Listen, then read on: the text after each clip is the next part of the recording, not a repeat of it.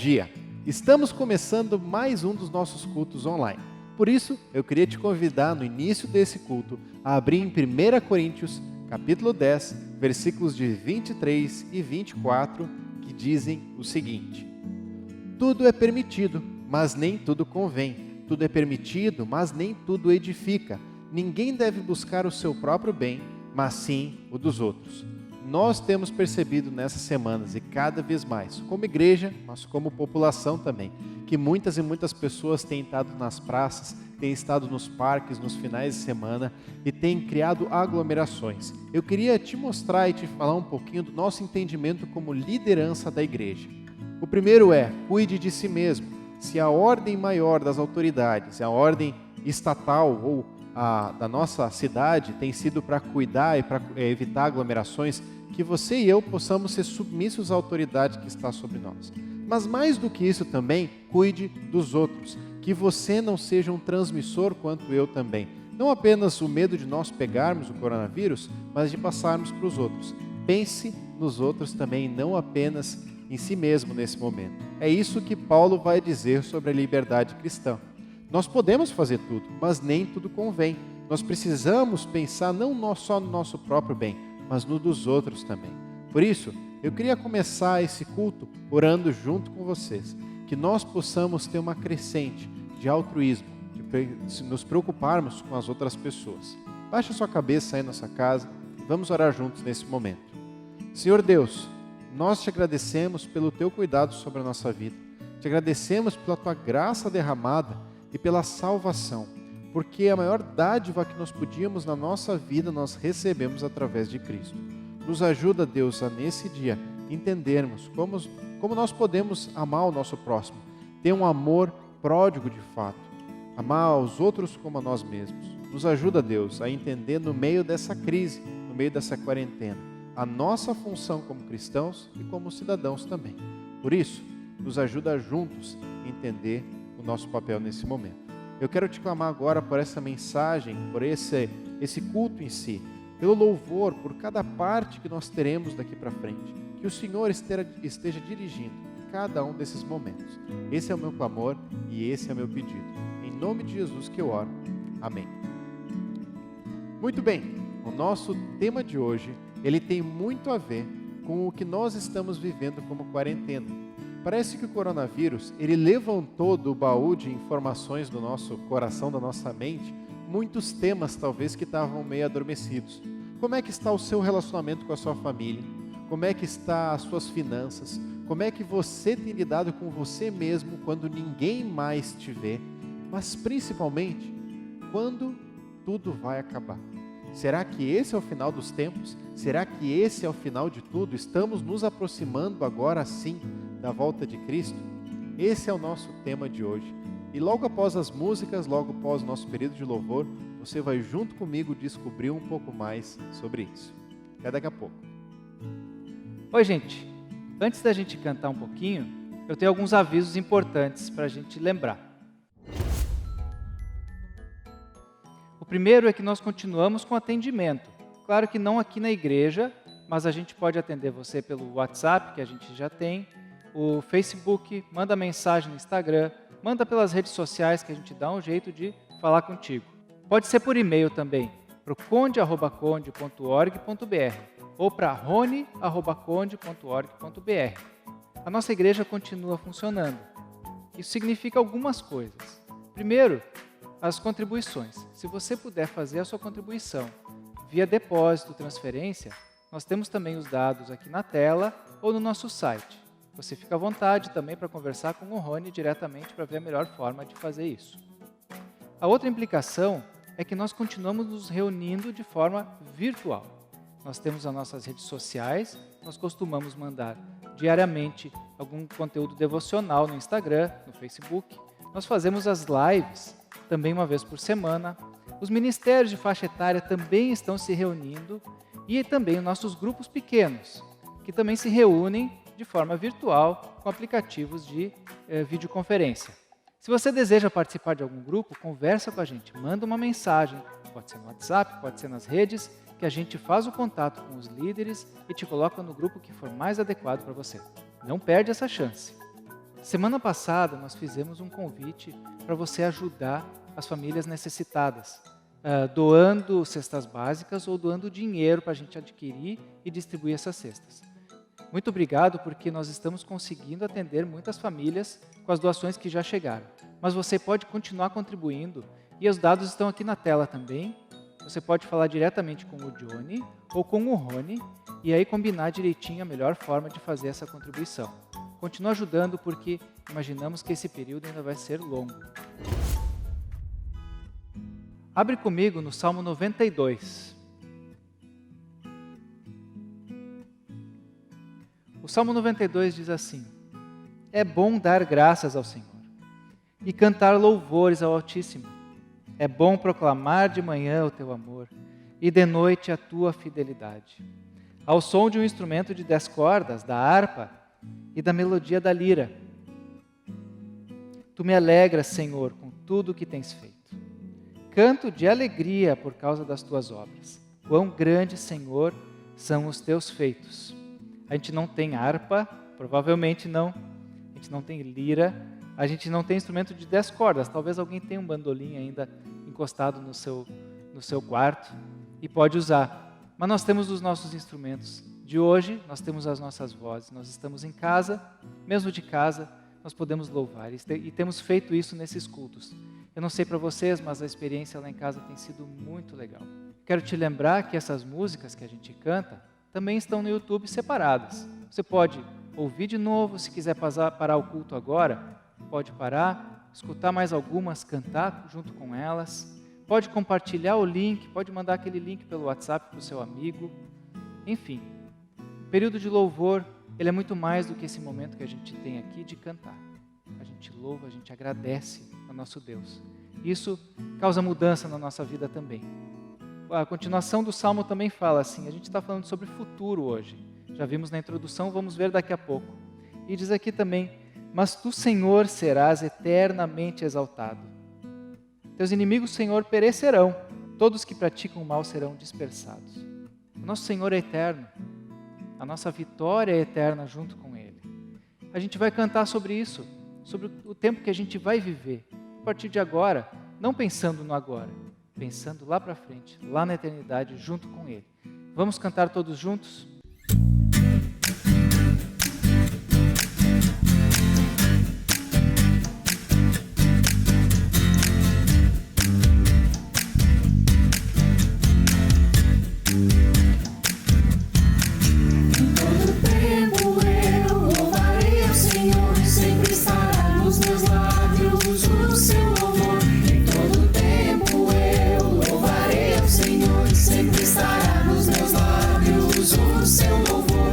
Alegrar-se-á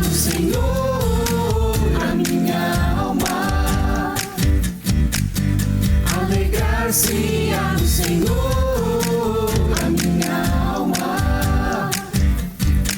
Engrandecer o Senhor, engrandecer comigo, e todos a uma exaltemos o nome. Engrandecer o Senhor, engrandecer comigo, e todos a uma exaltemos o nome. Seu glorioso nome, seu glorioso nome.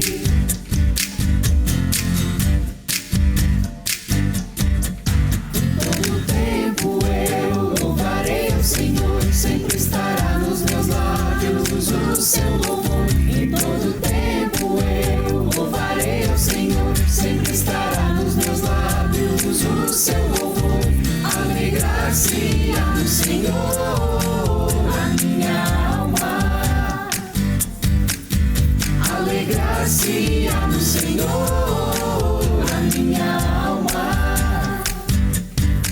Engrandecer o Senhor, engrandecer comigo, e todos a uma exaltemos o nome. Engrandecer o Senhor, engrandecer comigo, e todos a uma exaltemos o nome. Seu glorioso nome, seu nome, seu glorioso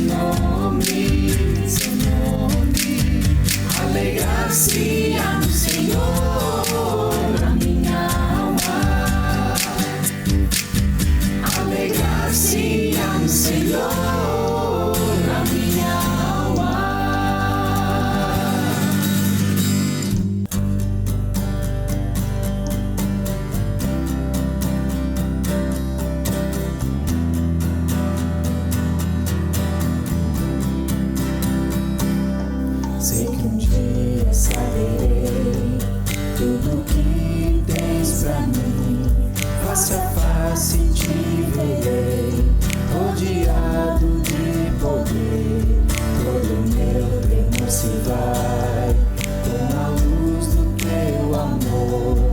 Onde posso encontrar tua eterna paz, Senhor? Onde flui a adoração e as ruas de ouro são.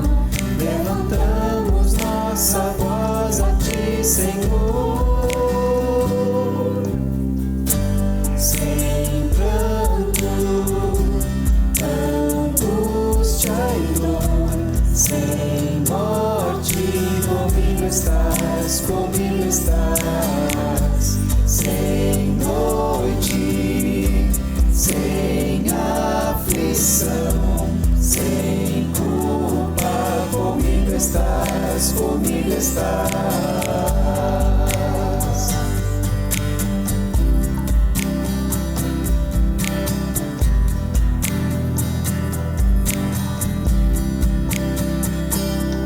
Nesta vida passarei por tristeza e dor, esperando ver chegar o grande dia do Senhor, quando todos vão cantar em sublime adoração, a teu nome exaltar. Sei que o dia chegará, onde reina eterna paz, não há guerras nem temor. Levantamos nossa voz a ti, Senhor, sem pranto, angústia e dor, sem morte. Comigo estás, sem noite, sem aflição, sem culpa. Comigo estás, comigo estás.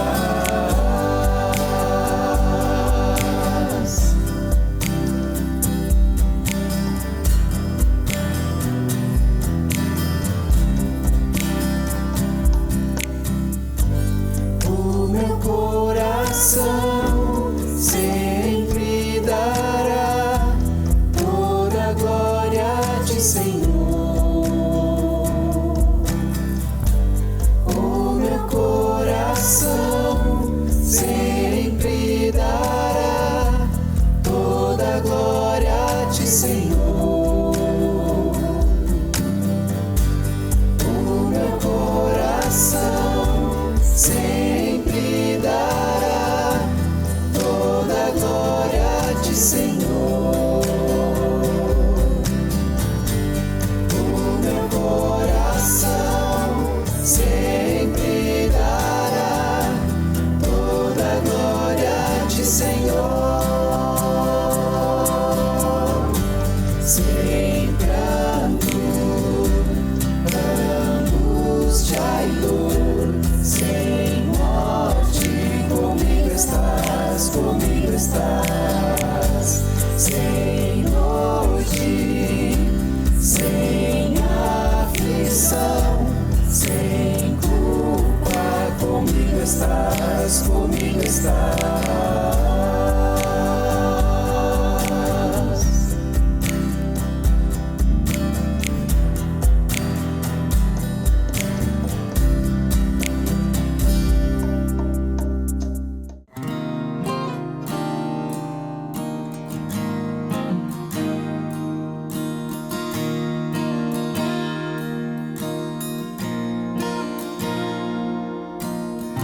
Tu és a minha luz, a minha salvação, e a ti me renderei. Se ao teu lado estou, seguro em tuas mãos, eu nada temerei.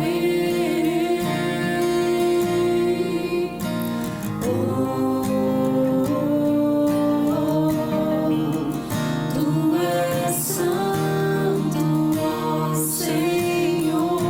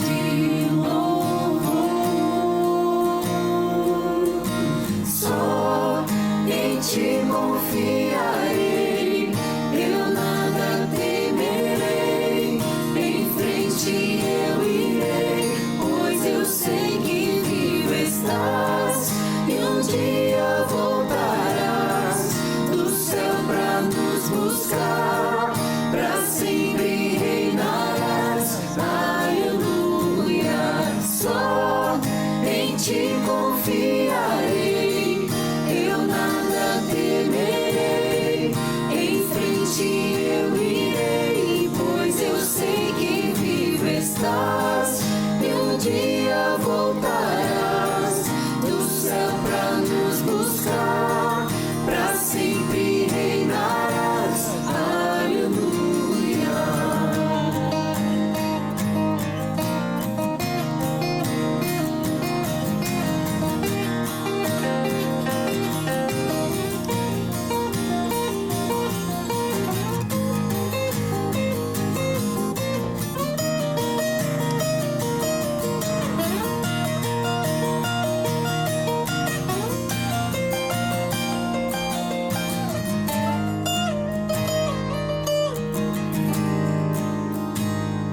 Vem Jesus,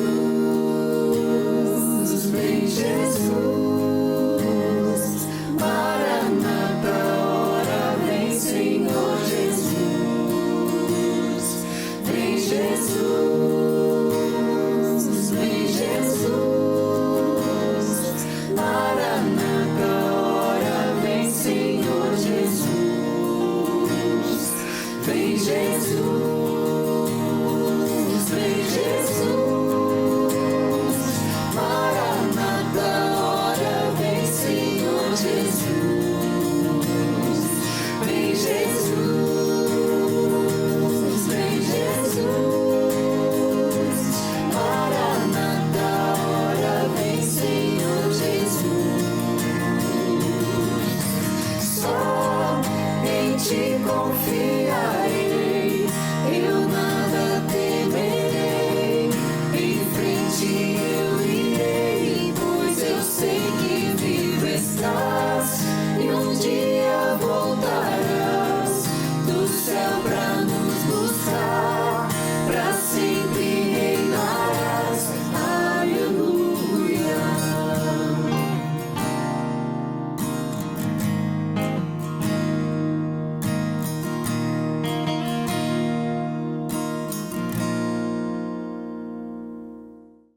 Muito bem. O nosso tema de hoje se chama parousia, a consumação.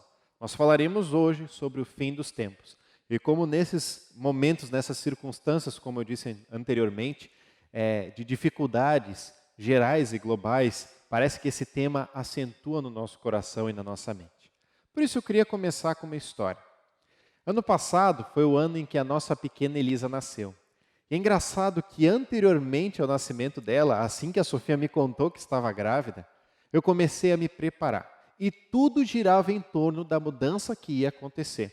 Eu comecei a olhar para outros pais com crianças pequenas e ver como eles seguravam, porque até então era um pai completamente inexperiente, eu nunca tinha pego no colo um bebê recém-nascido, eu não sabia como fazer nada. Então eu comecei a ver outros pais trocando a fralda dos bebês, eu pedia para alguns pais e mães deixar que eu alimentasse então as crianças, para eu ir treinando como é que fazia. Nós preparamos o quarto para a Elisa, nós preparamos tantas coisas, compramos tantas coisas para que ela pudesse estar preparada, as roupinhas, o berço, uma cômoda, tantas e tantas coisas, para que quando ela chegasse tudo estivesse pronto. Nós nem conhecíamos ainda a Elisa, nós nem tínhamos visto como era o rostinho dela, mas nós já estávamos totalmente preparados. A verdade é que tudo gira em torno das coisas que brevemente ocorrerão, da expectativa que nós temos das coisas que chegarão. Quando você é um futuro pai e está chegando e se aproximando o momento da sua paternidade, você se prepara definitivamente para isso. Quando você está próximo do seu casamento, tudo gira em torno disso. Quando você está próximo do término da sua faculdade, ou do vestibular, ou de tantas e tantas coisas, você só pensa naquilo e você trabalha o dia inteiro organizando aquelas áreas. Assim é a expectativa da volta de Cristo. E parousia significa exatamente isso.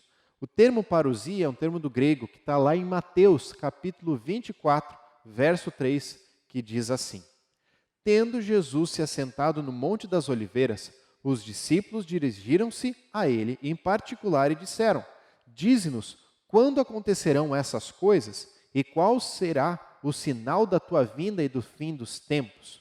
Vinda é a palavra parousia. É a expectativa de um rei, da segunda vinda, da sua chegada para conosco.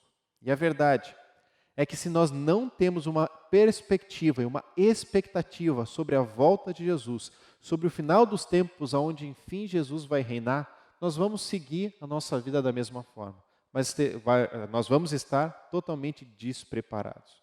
Por isso, eu queria te convidar nessa manhã, neste dia, para você ter essa expectativa, essa parousia, de que Cristo, Ele vai voltar. E cada dia, mais breve, está esse retorno também.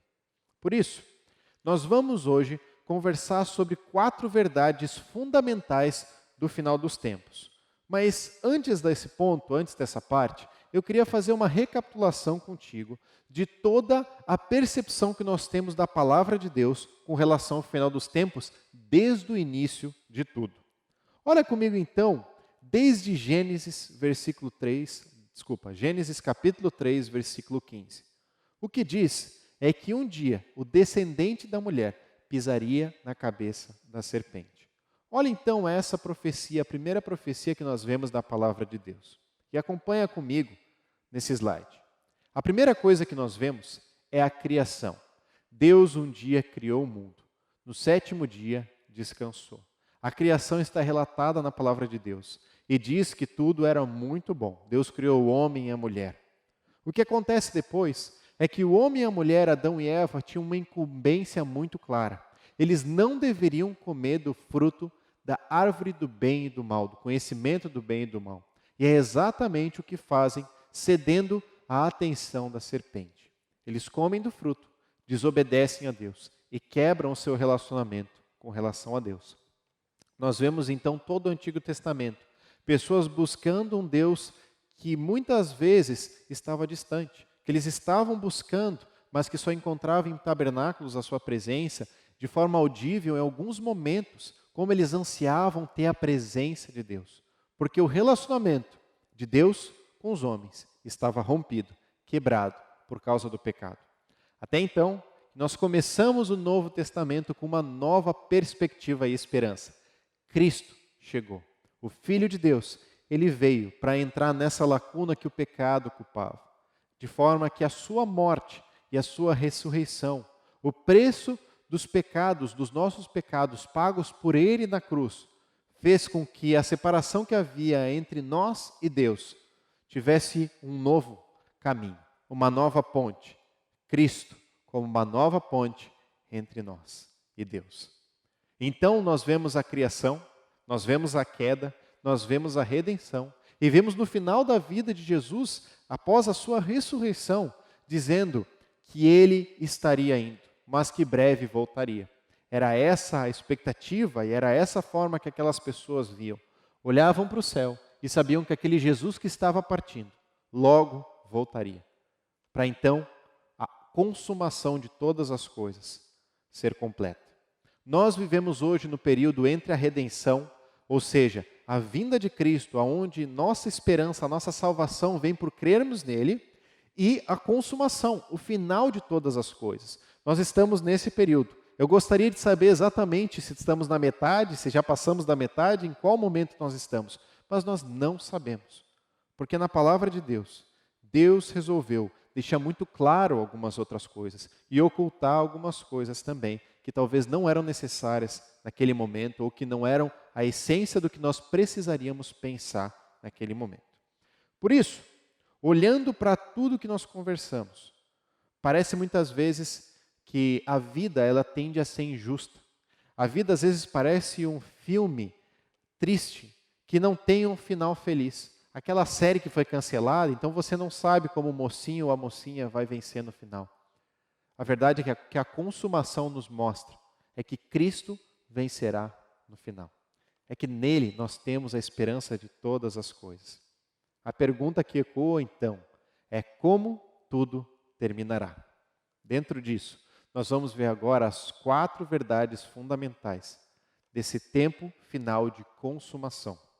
E o que diria lá em Gênesis 3,15, um dia o descendente da mulher pisará na cabeça da serpente, a primeira profecia da Bíblia, se cumpre em Jesus, a sua morte. Quando ele vence a morte, ele derrota Satanás. E quanto Satanás aprisionado hoje, um dia será perfeitamente, plenamente derrotado pelo próprio Cristo. enfim dizimado, na consumação. Aquela profecia, ela tem ecoado por toda a eternidade e um dia será plenamente cumprida. Mas como então acontecerá o fim dos tempos? Acompanha comigo essas 4 verdades fundamentais da parte escatológica, ou seja, do final dos tempos, que nós podemos perceber na palavra de Deus. Olha a primeira verdade então que nós vemos sobre a consumação. Jesus voltará. Essa é a percepção que nós temos. Ou seja, o filme ruim que parece que habita entre nós, esse tempo triste em que parece que as coisas vão terminar de uma forma injusta, em que parece que as pessoas que fizeram coisas más vão sair impunes, em que parece que tudo vai ser ruim no final, calma, porque Jesus voltará. Tem tantas e tantas perspectivas que em tantos filmes e tantos livros tentam imitar uma ínfima parte sobre o que acontece nesse momento. Existe no filme do Senhor dos Anéis um momento onde Gandalf ele chega num cavalo branco com suas vestes brancas e ele então chega com um grande exército para salvar o povo que estava perdido. Essa talvez é uma das ilustrações daquele Cristo que um dia voltará e trará a esperança e dará o final merecido para toda essa história que Deus um dia planejou desde a eternidade passada. Nós temos a perspectiva e nós cremos que um dia Jesus voltará. Acompanha comigo então em Atos, capítulo 1, versículos de 9 até 11, a perspectiva que os discípulos tinham naquela época, logo quando Jesus subiu aos céus. Atos 1, de 9 a 11, diz assim: Tendo dito isso, foi elevado às alturas, enquanto eles olhavam, e uma nuvem o encobriu a vista deles. E eles ficaram com os olhos fixos no céu, enquanto ele subia. De repente surgiram diante deles 2 homens vestidos de branco, que lhe disseram: Galileus, por que vocês estão olhando para o céu? Este mesmo Jesus que dentre vocês foi elevado aos céus, voltará da mesma forma como o viram subir. Ou seja, a perspectiva que aquelas pessoas tinham é que logo mais Jesus voltaria.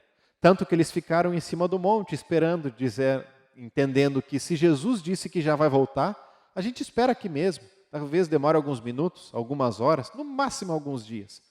E o que aqueles 2 homens disseram? Aqueles anjos talvez trouxeram-lhe a verdade. Um dia essa volta viria. Talvez não era naquele momento, mas a perspectiva deles a cada momento devia ser olhar para o céu e lembrar: Jesus vai voltar, Ele vai vir e tudo será diferente do que é hoje. O filme triste, as situações tristes, as lágrimas que caem sobre o nosso rosto, um dia tudo será diferente. Em Cristo nós temos uma completa diferença de percepção. Quer ver um outro texto? Colossenses capítulo 1, versículos de 15 a 16. Esse texto, ele fala claramente sobre o que Cristo é e o que Ele representa em toda a eternidade, em toda a nossa vida. Olha o que diz em Colossenses capítulo 1, versículos 15 e 16. Ele é a imagem do Deus invisível, o primogênito sobre toda a criação, pois nele foram criadas todas as coisas nos céus e na terra, as visíveis e as invisíveis, sejam tronos, sejam soberanias, poderes ou autoridades. Todas as coisas foram criadas por ele e para ele. Eu queria te dizer que a primeira verdade dentro disso é que nós não somos os protagonistas de toda a humanidade. Nós não somos os protagonistas da nossa própria vida. Cristo é. Ele é o centro de todas as coisas. É sobre Ele e para Ele todas as coisas. Por isso que nós possamos ter essa perspectiva. Não é sobre o nosso sofrimento, sobre as nossas dores, sobre as nossas situações. Existe algo muito maior, que nós estamos nos tornando mais parecidos com Jesus, porque é sobre Ele a história. A história não vai terminar simplesmente com um final feliz meu ou seu, mas aonde Cristo, que é o centro de toda a história, vai vencer no final. Um dia Ele voltará e Ele será, e mais do que nunca, como já é, o Rei dos Reis. A expectativa que os discípulos tinham naquela época é a expectativa que Pedro, que Paulo e que o próprio João em Apocalipse tinha. Olha o que diz no penúltimo versículo da Bíblia. Apocalipse 22, versículo 20. Diz assim: aquele que dá testemunho dessas coisas diz: sim, eu venho em breve. Amém. Vem, Senhor Jesus. Olha a perspectiva que eles tinham, a parousia que eles tinham naquela época. Tanto Paulo, quanto Pedro, quanto João, quanto vários outros diziam: nós estamos esperando no Senhor a sua volta, a consumação de todas as coisas. Eles não estavam incorretos em ter essa perspectiva, porque eles criam que Cristo viria numa hora em que talvez ninguém imaginaria. Cristo viria na hora onde somente Deus saberia. E eles olhavam para o céu com essa expectativa. A minha primeira pergunta para vocês é: qual é a sua expectativa da volta de Cristo, da consumação de todas as coisas? Ela é próxima ou ela é distante? Isso vai definir a forma que você vai viver. Quando você encara a eternidade como algo muito distante, você não faz nada com relação a ela. Você não procura conhecer mais da palavra, você não procura se aproximar mais de Deus, se aproximar mais das pessoas, não procura falar de Cristo para os outros, não procura falar sobre o que você crê, porque é algo tão distante, eu sempre vou ter tempo. Quando você encara que a expectativa da volta de Cristo ela é próxima e é urgente, existe essa parousia, você começa a perceber na sua vida um anseio de relacionamento mais profundo com Cristo, um anseio por ler a palavra de Deus e conhecer mais desse Deus e sobre nós mesmos, um anseio de falar para mais pessoas sobre Cristo, porque será o fim dos tempos, e aqueles que não têm Cristo no seu coração passarão eternamente as suas vidas e a sua eternidade no inferno, distantes do nosso próprio Cristo. Olha a profundidade disso. Depende da sua ótica, o quanto próximo ou distante está a eternidade para você. E essa é a primeira verdade. Jesus voltará. Vamos então para a nossa segunda verdade. E talvez essa é a verdade que mais nos deixa ansiosos com todas as circunstâncias. A segunda verdade é que será uma volta repentina. O final de todas as coisas, a volta de Cristo, esses acontecimentos, eles serão repentinos. Olha o que diz em Mateus, capítulo 24, versículo 44. Assim, vocês também precisam estar preparados, porque o Filho do Homem virá numa hora em que vocês menos esperam. Ou seja, nós vemos vários discursos de Jesus sobre as coisas dos finais dos tempos. Talvez o principal capítulo que Jesus fala, e a gente vê 3 dos evangelhos citando, está nesse momento, onde Jesus senta com seus discípulos e começa a falar sobre o final das coisas. Nós vemos isso em Mateus 24, em Marcos 13 e também em Lucas 21. Essa mesma história, esses mesmos acontecimentos sendo repetidos. Se 3 evangelhos citam a mesma história, porque de fato é algo importante para nós lembrarmos. Mas o fato é, o Filho do Homem virá numa hora em que vocês menos esperam. Ou seja, nós não sabemos quando Jesus virá. O que nós sabemos e o que a palavra de Deus nos diz são 2 coisas. A primeira são os sinais que precedem e que antecedem essa volta, essa vinda de Jesus. E a segunda são os eventos que ocorrerão durante essa vinda ou nesse processo até a eternidade, então até os novos céus e nova terra.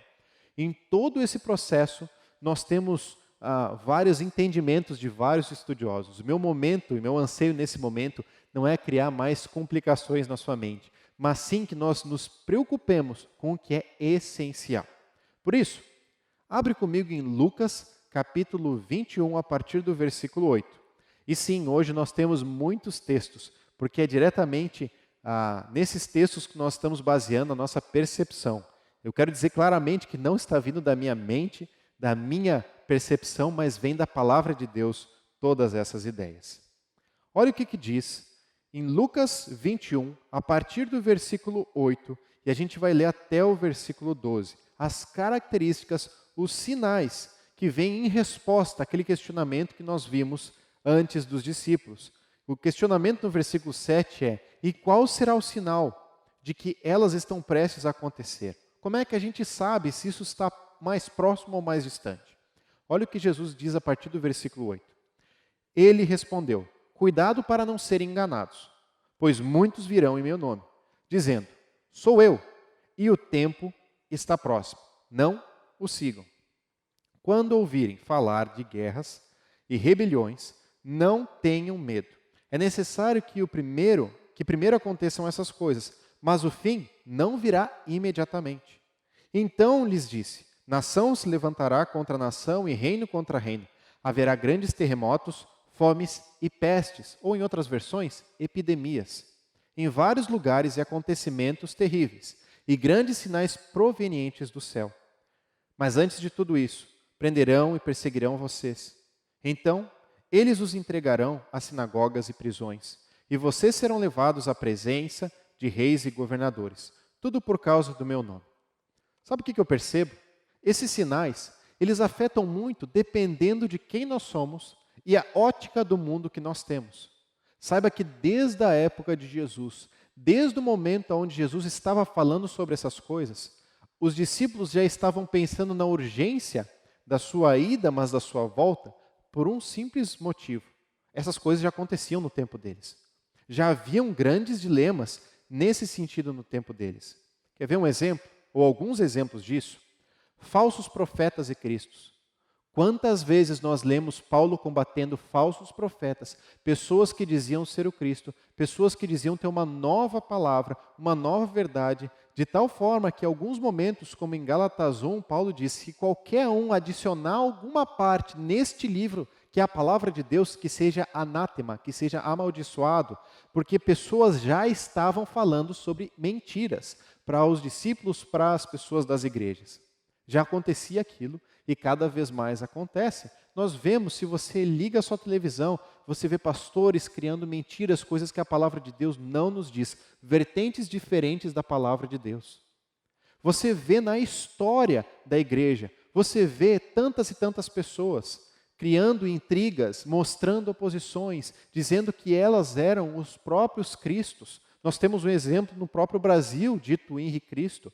Talvez não seja tão levado a sério hoje, mas existem tantas e tantas pessoas dizendo-se profetas, dizendo-se Cristos. Cuidado, porque isso acontecia daquela época e acontece hoje também. A segunda coisa que nós percebemos é guerras e epidemias. Nós vivemos hoje uma epidemia e que é engraçado que quando nós vivemos essa perspectiva parece que é o fim dos tempos. Imagina como é que foi na peste negra.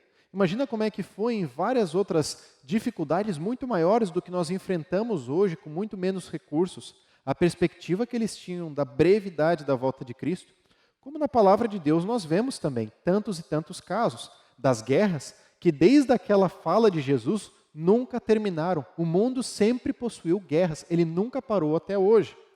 A terceira coisa, perseguição, depende da nossa ótica. Talvez você e eu não estejamos sendo perseguidos. Mas desde quando os cristãos na Coreia do Norte, desde quando os cristãos em tantos povos perseguidos são diversas vezes perseguidos, mortos ao fio da espada?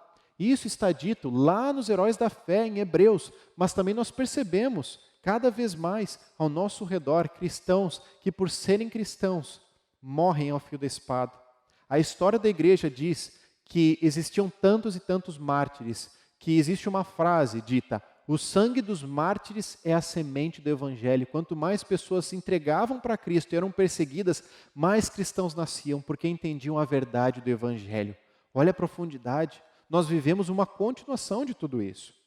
Por fim, existe uma outra percepção dentro disso. É que todos esses sinais, principalmente no versículo 9 sendo citado, ele diz assim: quando ouvirem falar de guerras e rebeliões, não tenham medo. É necessário que primeiro aconteçam essas coisas, mas o fim não virá imediatamente. O que Jesus está dizendo? Essas coisas vão acontecer. Após essas coisas, gradativamente, está se aproximando o fim. Não virá imediatamente. Nós não estamos marcando uma data. Porque entenda que toda vez que você e eu marcamos datas, queremos estar no controle da situação. Não é o nosso papel como cristãos, como filhos de Deus. Por isso, olha a percepção que nós vemos nesse sentido. Nós não sabemos o momento. Existem vários eventos que podem confirmar que cada vez mais está próximo. Certamente estamos muito mais próximos da volta de Cristo do que os discípulos estavam. Mas tantos e tantos eventos têm se confirmado cada vez mais, como muito tempo já se confirmava. Segunda percepção desse ponto: os próprios eventos escatológicos do final dos tempos da volta de Cristo. Abre comigo então em Apocalipse, capítulo 20, e a gente vai começar a ler então um pouco do final de Apocalipse. Olha comigo então Apocalipse, capítulo 20, a partir do versículo 1. Antes da gente ler, eu queria te dizer que Apocalipse talvez é o livro mais complicado que nós temos na palavra de Deus. Ele é tão complicado porque ele tem diversas percepções diferentes. Agora, quanto ao que é essencial, nenhum cristão tem dúvidas. Nenhum cristão tem dúvidas de que Jesus virá, nenhum cristão tem dúvidas de que o inferno existe, e nenhum cristão tem dúvidas de que um dia no fim, o mal será vencido plenamente e Cristo reinará sobre tudo e todos. Talvez a diferença de percepção é como esses eventos ou a ordem desses eventos. Por isso, na questão essencial, nós temos uma confirmação de todos os cristãos que levam a Bíblia como a palavra de Deus como base para suas vidas. Olha o que diz então em Apocalipse 20, a partir do versículo 1. Vi descer dos céus um anjo que trazia na mão a chave do abismo e uma grande corrente. Ele prendeu o dragão, a antiga serpente que é o diabo. Satanás o acorrentou por 1000 anos. Lançou-o no abismo, fechou-o, pôs um selo sobre ele, para assim impedi-lo de enganar as nações até que terminassem os 1000 anos. Depois disso é necessário que ele seja solto por um pouco tempo.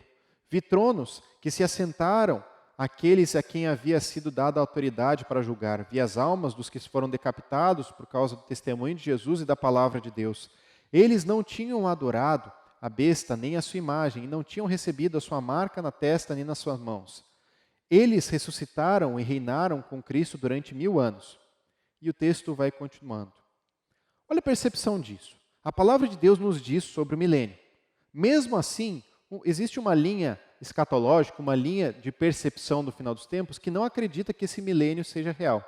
E esses são chamados amilenistas. Existem outras vertentes. Talvez essas 3 principais são o amilenista, o pós-milenista e o pré-milenista. Dentro delas, nós como igreja temos talvez uma percepção ou uma facilidade um pouco maior de entender o pré-milenismo, pré-tribulacionismo como a nossa vertente. O que não quer dizer que é a única vertente estudada e nem que não existem outros teólogos muito sérios que têm uma percepção diferente. Lembre do que eu falei, na essência todos creem nos mesmos fundamentos. A ordem talvez dos eventos é um pouco diferente. O que diz talvez essa parte do milênio, do pré-milenista? Ele diz, primeiramente, seremos os cristãos arrebatados para estarmos com Cristo. Logo depois, 7 anos de tribulação. Depois desses 7 anos, haverá então a volta de Cristo, aonde ele reinará na terra com o milênio. Aonde nós lemos, Satanás estará aprisionado. Por fim, o julgamento de todas as nações do trono branco, aonde Satanás também será derrotado de uma vez por todas, e os novos céus e uma nova terra, uma eternidade futura. Essa é uma linha de pensamento. Eu não queria que você se preocupasse tanto em finalizar e ter uma completa concepção e uma convicção de se exatamente esses eventos serão assim. Eu queria te convidar a pensar na essência de tudo isso e você abrir a sua Bíblia e você procurar conhecer um pouco mais sobre esses textos também. Muito bem, o que eu quero dizer dentro de tudo isso? A nossa expectativa, muitas vezes, ela depende de eventos externos. Mas o problema de quando a nossa expectativa da volta de Cristo depende de eventos externos, quer dizer que nós estamos tentando controlar se Jesus está voltando ou não. Quantas e quantas notícias de que um chip foi implantado nas mãos, de que agora trombetas nós podemos escutar, de que existe um ruído nos céus. Quantas e quantas mensagens há quantos e quantos anos de pessoas dizendo, enfim, Jesus está chegando nessa semana, cuidado. Nós não controlamos. Jesus diz na sua palavra que nem ele mesmo sabia quando seria a volta, apenas o Pai. Hoje eles estão preparando morada, eles sabem o momento, nós não sabemos e não adianta você e eu querermos controlar. Porque imagine comigo, se nós soubéssemos exatamente medir todos os sinais, a volta de Cristo não seria repentina. E é por isso que não está tão claro na palavra de Deus, porque nós vivemos por uma convicção de fé, a certeza das coisas que nós não vemos. Por isso, pense comigo, o que nós somos chamados a nos preparar nesse período? Eu creio que Mateus 28, 19 e 20, as últimas palavras de Jesus para os seus discípulos, elas devem ecoar até o fim dos tempos. Façam discípulos de todas as nações, batizando-os em nome do Pai, do Filho e do Espírito Santo, ensinando-os a guardar a tudo quanto eu vos tenho ordenado, e eu estarei sempre com vocês até o final dos tempos. O que Jesus está dizendo naquele momento? Até a consumação, eu vou estar com vocês. O Espírito Santo estará com vocês. E o que eu anseio que vocês façam, é que vocês façam discípulos. Agora, pensa comigo. Quanto tempo talvez nós temos mais nos preparado para evitar desgraça? Mais nos preparado para abastecer a nossa geladeira, as nossas circunstâncias, porque o fim está próximo, Jesus está voltando. Mas quão pouco a gente está preparado para capacitar mais pessoas para a volta de Cristo. Porque se o arrebatamento acontece de fato, existem outras pessoas com uma possibilidade de salvação, da onde virá essa possibilidade? Se nós não trazermos, não discipularmos mais pessoas. A ordem de Jesus, ela ecoa na nossa vida, porque nós estamos apresentando o reino de Deus para outras pessoas. Se prepare com o que Cristo nos chamou para nos prepararmos. Não adianta nós estarmos ansiosos por coisa alguma. Lembra o que a palavra de Deus nos diz. Filipenses 4. O que a palavra de Deus nos diz é: obedeça ao que Cristo está te falando, faça discípulos. Não esteja ansioso com as circunstâncias, se os sinais estão chegando ou não. Confie que Deus virá, que Cristo virá no tempo oportuno e que será repentino, nós não sabemos quando. Não coloque uma data aonde você queira controlar as coisas, nós não podemos controlar. Mas sim, estabeleça a sua vida de relacionamento com Cristo. Se importe com a eternidade. Viva o discipulado. Quantas pessoas você tem conversado, apresentado Cristo? Se Cristo voltasse hoje, se tudo acabasse hoje, será que você faltaria de trazer talvez a mensagem da salvação para algum vizinho seu, para alguma pessoa que você conhece? Vigie o seu próprio coração nesse ponto. Você está preparado para esse retorno?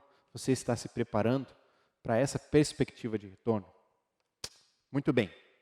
Terceira verdade e penúltima é a perspectiva de que um julgamento ocorrerá. Essa é a grande verdade que nós sempre ansiamos, de que as coisas não terminem de uma maneira injusta. É muito triste o filme que termina de maneira injusta, é muito triste um jogo de futebol, de vôlei, de qualquer esporte que termina de uma maneira injusta. Muito mais uma vida terminada de uma maneira injusta. O que eu quero te falar é que no final, dos maiores aos menores, dos mais novos aos mais velhos, todos, de todas as eras, serão julgados diante do próprio Deus. Julgados pelas suas atitudes, pelas suas ações, nada sairá impune. Abre comigo então, em Apocalipse capítulo 20, versículos 11 até o 15, que diz o seguinte: Depois vi um grande trono branco e aquele que nele estava assentado. A terra e o céu fugiram da sua presença, e não se encontrou lugar para eles. Vi também os mortos, grandes e pequenos, em pé diante do trono, e livros foram abertos. Outro livro foi aberto, o livro da vida. Os mortos foram julgados de acordo com o que tinham feito, segundo o que estava registrado nos livros. E aí vai continuando falando sobre esse julgamento. A verdade é que pouco antes disso, o julgamento de próprio Satanás ocorrerá, e por fim ele será dizimado. Nesse momento, o julgamento de todas as pessoas. Ninguém sairá impune. Sabe o que diz também em outro texto? 2 Coríntios, capítulo 5, versículo 10. Pois todos nós devemos comparecer perante o tribunal de Cristo, para que cada um receba de acordo com as obras praticadas por meio do corpo, quer sejam boas, quer sejam más. Todos nós seremos julgados pelas nossas atitudes. A grande questão, e é o que nos alivia para a eternidade, é que existe a graça de Deus. A graça é um favor imerecido. Porque quando nós estivermos naquele tribunal, diante do Deus de todo o universo, santo, perfeito, separado de todo o pecado, e nós, evidentes, com todos os nossos pecados, todos os nossos erros, todas as vezes em que nós olhamos para uma mulher de maneira impura, todas as vezes em que mentimos, todas as vezes que no nosso coração matamos pessoas, todas as vezes em que odiamos outros, todas as vezes em que criamos situações desconfortáveis para pessoas, que defraudamos, que roubamos, que fizemos errado, todas as vezes em que desobedecemos a Deus, todas estarão ali. Mas a diferença é que Cristo estará na nossa frente, como nosso advogado. E quando Deus olhar a nossa vida, Ele não vai ver o nosso pecado, os nossos erros, mas pelo sangue do Cordeiro Santo, pelo sangue de Cristo, Ele vai ver a santidade de Jesus na nossa frente, como nosso advogado. E nós, enfim, teremos a liberdade eterna de todo o pecado. Nós estaremos perdoados e absolvidos, como estamos à medida que entregamos a nossa vida por Cristo uma vez na nossa vida. Olha a profundidade disso. Um julgamento tão forte e tão severo que ocorrerá. E a grande pergunta é: você está preparado? Você está preparado para esse momento? Se você soubesse que seria julgado por um crime hediondo, um crime absurdo, um assassinato, e a pena disso seria a morte, talvez não só terrena, mas eterna. E imagine que você saberia que a pena cairia sobre você porque você é culpado. Você procuraria o melhor advogado ou tentaria se safar sozinho dessa questão? O que a palavra de Deus nos diz é que quem é o nosso advogado perante Deus, o único advogado possível que pode nos trazer a liberdade, mesmo nós sendo culpados, mesmo estando no banco do réu como culpados pelo nosso pecado que nós cometemos, é Cristo. Por isso a grande pergunta é: qual lado você vai escolher? Você prefere uma tendência de caminhar sozinho na sua eternidade? Prefere uma tendência de caminhar sozinho hoje? Ou você prefere Cristo como seu advogado? Um relacionamento com Ele? E nesse momento eu estou te falando se você ainda não tem um relacionamento com Cristo. Porque se eu estiver errado e você estiver certo com a relação à eternidade, tudo vai terminar. Agora, se eu estiver certo e falando para você sobre uma eternidade que fala na palavra de Deus, você está perdido se você não tiver Cristo. Eu não quero te dizer isso sobre um Cristo que te traz medo, um Deus que te traz medo, mas sim sobre o Cristo que traz a solução para o seu problema mais profundo, que é o seu coração, com os pecados que ele tem. Como o problema do meu coração foi solucionado em Cristo. A terceira verdade é, então, o julgamento ocorrerá. Satanás será destituído e derrotado para sempre. E todos, dos maiores ao menores, serão julgados. Apenas os que têm Cristo no seu coração serão absolvidos por esse advogado. Por fim, nós vemos a quarta e última verdade. A quarta e última verdade, ela diz que tudo será renovado. Olha comigo Apocalipse, capítulo 21, versículo 1.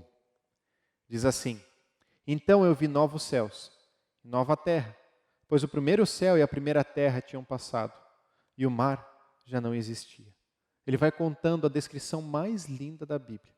A descrição aonde tudo se fez novo, aonde tudo será diferente. Olha a perspectiva desse texto. Olha a vertente desse texto. Vi a cidade santa, Nova Jerusalém, que descia dos céus da parte de Deus, preparada como uma noiva adornada para seu marido.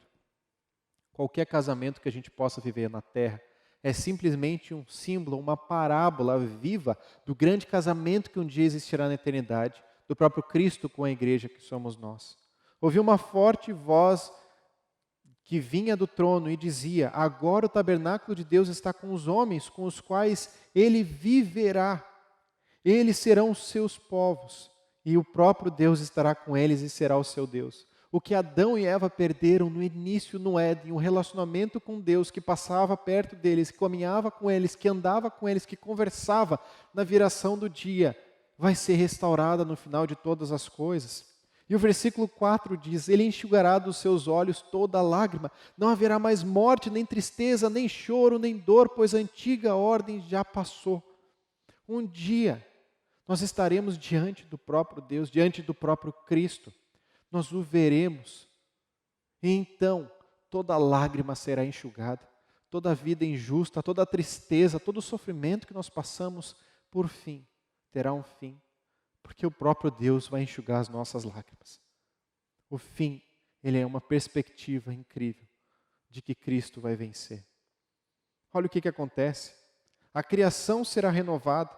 Apocalipse 22, versículo 2 diz o seguinte: no meio da rua principal da cidade, de cada lado do rio, estava a árvore da vida, que frutifica 12 vezes por ano, uma por mês, as folhas da árvore servem para a cura das nações. A mesma árvore da vida que estava no Éden, a gente vai ver então na eternidade, porque tudo se fez novo, porque a ordem do pecado então enfim passou, o plano de Deus está sendo concluído.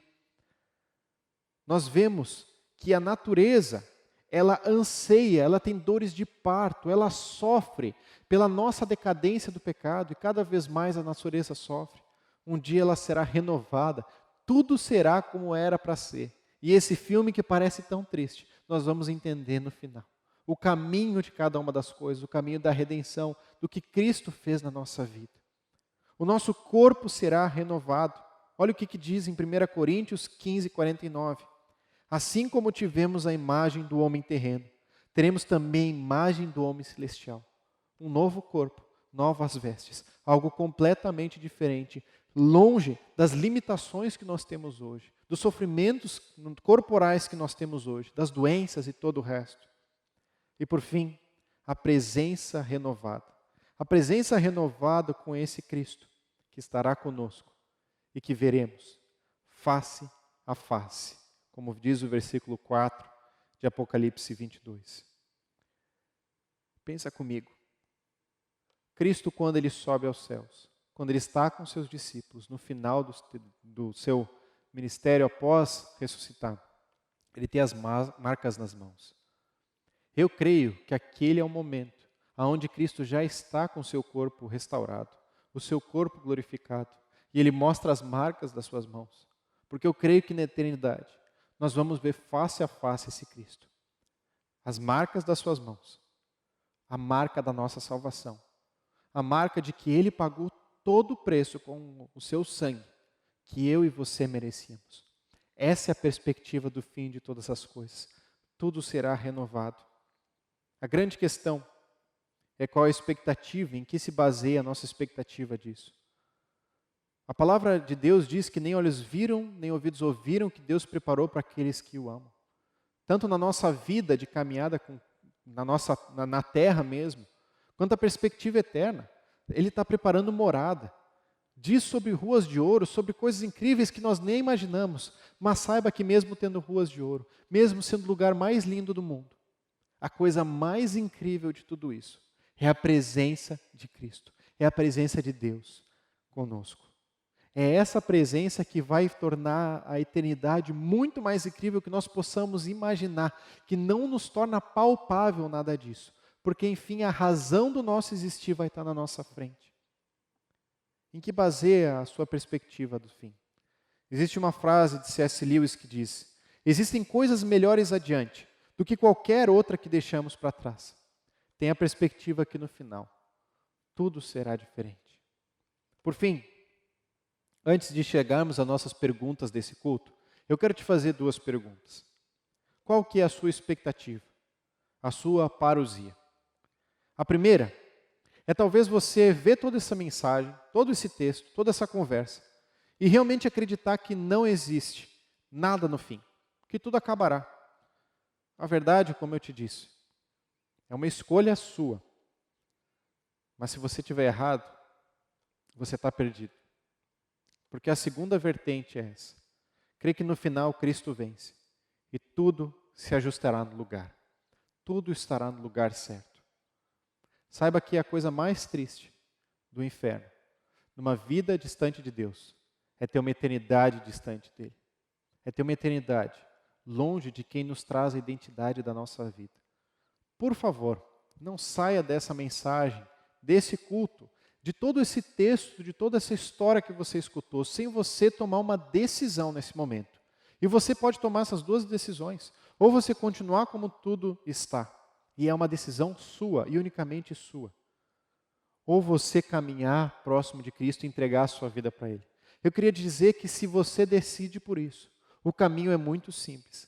A palavra de Deus fala que toda vez em que nós entregamos a nossa vida a Cristo, ou seja, que quando nós confessamos os nossos pecados, entendemos que nós somos pecadores e pedimos perdão diante de Deus, pedimos para que Cristo seja o nosso Senhor e Salvador, nós entregamos a nossa vida para Ele, que Ele conduza então a nossa vida e não nós mesmos.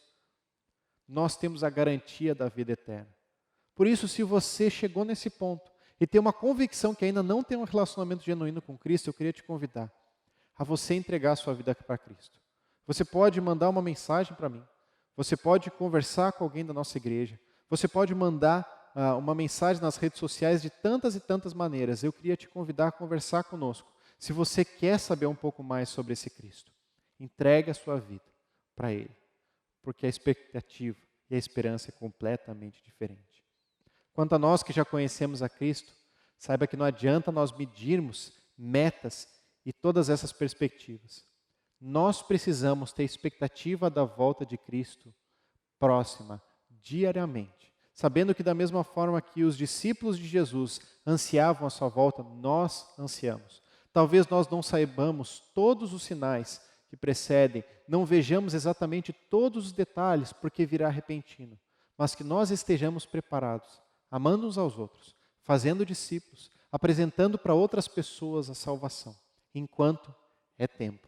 Que a sua perspectiva, ela não mude somente por causa de um vírus, mas mude porque o seu coração está sendo transformado na expectativa de que Cristo vai voltar. Por fim, 4 perguntas do que conversamos hoje. A primeira, qual a expectativa que você tem da volta de Cristo? Ela é próxima ou é distante?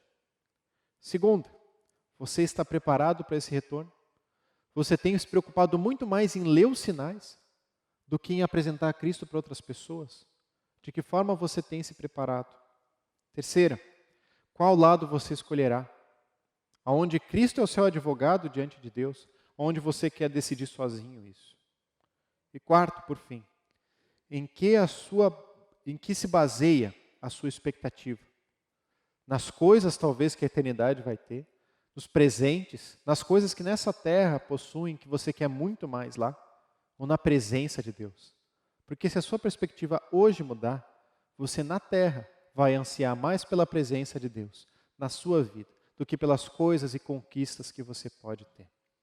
Eu queria terminar esse período, essa mensagem, orando. E eu queria te convidar a orar junto comigo. Baixa então a tua cabeça. Senhor Deus, nós cremos que a tua palavra, ela é manual para nossas vidas. Nós cremos que o Senhor revelou na tua palavra tudo o que é necessário para a nossa vida, para a nossa piedade. Nós cremos que o que o Senhor deixou muito claro, como a salvação, como a tua volta, como a tua vinda, como tantas e tantas circunstâncias, a forma que nós devemos viver, o que nós devemos fazer no dia a dia, é porque essas são coisas essenciais. E nós entendemos também, se tem coisas complicadas e difíceis de nós compreendermos, é nosso papel também como cristãos, tentarmos identificar e tentarmos compreender e interpretar a palavra de Deus, mas não nos apegarmos simplesmente às minúcias, mas crermos na essência e nas definições claras que o Senhor tem nos dado. Por isso, Deus, nos ajuda, que nós tenhamos a expectativa próxima da tua vinda, a expectativa próxima de que o Senhor cada dia mais está próximo para vir nos buscar, para que todas as coisas sejam restauradas. Pai, na tua palavra existe a palavra Maranata. Vem, Senhor Jesus. Essa é a nossa expectativa. Por favor, vem, Senhor Jesus. Nós te esperamos. Nós não te esperamos somente porque um vírus está ao nosso redor. Nós não te esperamos simplesmente pelas guerras. Nós não te esperamos pelas circunstâncias. Nós te esperamos, não por sinais, mas porque nós queremos estar na tua presença para sempre. Esse é o nosso anseio, Pai. Estar contigo de uma vez por todas. Aonde toda lágrima vai ser enxugada, é onde face a face te veremos. Esse é o meu clamor por cada um e por mim mesmo. Em nome de Jesus. Amém, Deus.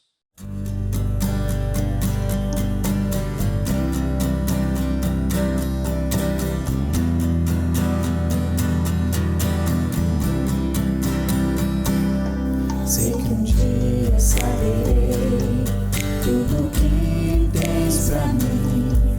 Face a face te verei, rodeado de poder. Todo meu temor se vai com a luz do teu amor.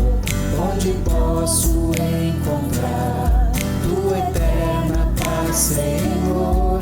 Onde flui a adoração e as ruas de ouro são.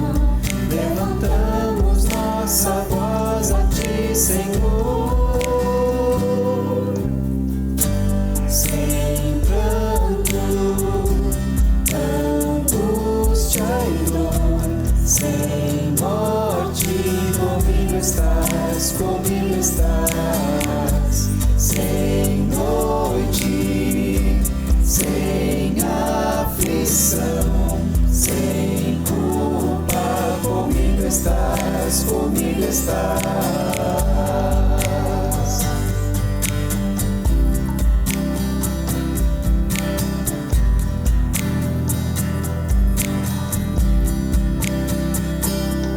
Nesta vida passarei por tristeza e dor, esperando ver chegar o grande dia do Senhor, quando todos vão cantar em sublime adoração, pra teu nome exaltar. Sei que o dia chegará, onde reina eterna paz, não há guerras nem temor.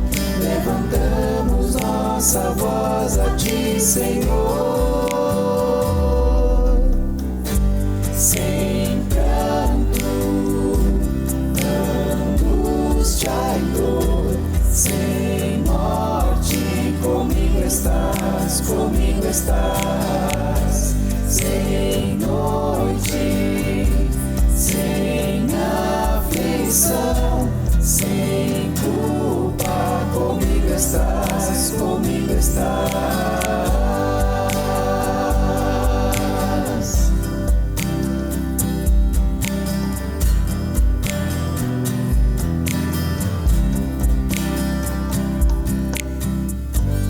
O meu coração sempre dará toda a glória a ti, Senhor.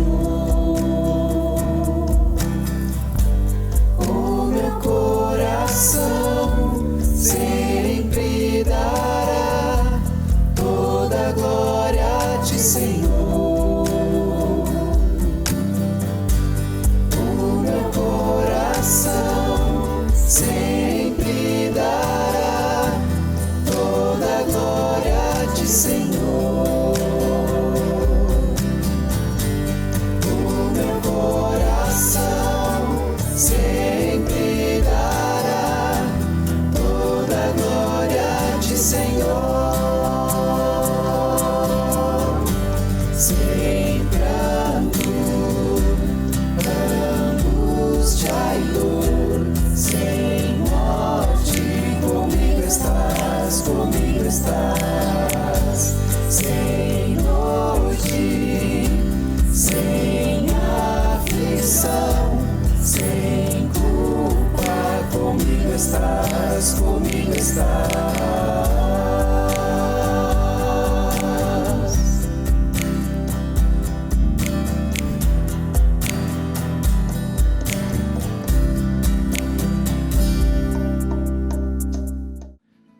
Que você tenha uma excelente semana. Que essas verdades sejam profundas para o seu coração como tem sido para o meu. E que nós possamos caminhar junto como igreja, mesmo na distância, aprendendo a aproximar e criar laços. Deus te abençoe. Até semana que vem.